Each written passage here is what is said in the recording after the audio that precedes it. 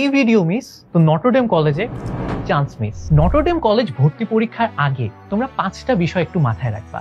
Board বইয়ের যে concept গুলো আছে সেগুলো যদি তোমার ক্লিয়ার থাকে তাহলে নটরডেম কলেজে ভর্তি পরীক্ষার 90% প্রিপারেশন তোমার ডান। যদি কেউ তোমাকে এখন বলে যে এমসিকিউ আসবে অথবা না শূন্যস্থান আসবে অথবা শর্ট কোয়েশ্চেন আসবে, কারো কথা বিশ্বাস করবা না। কারণ নটরডেম কলেজে ভর্তি পরীক্ষায় বসার আগ পর্যন্ত কেউ জানতে পারে না এমসিকিউ আসবে, শর্ট কোয়েশ্চেন আসবে নাকি শূন্যস্থান আসবে। তাই সবগুলোর প্রপার প্রিপারেশন নিয়ে যাওয়া। অনেকে জানতে চাও যে দিনে কত ঘন্টা করে পড়তে হবে।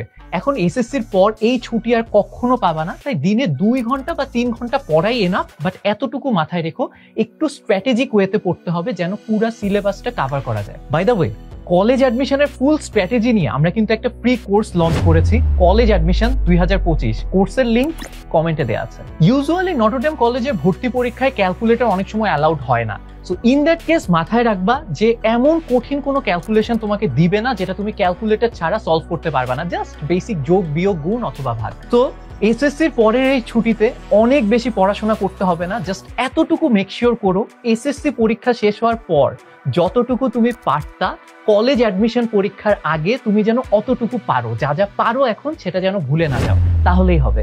Best of luck.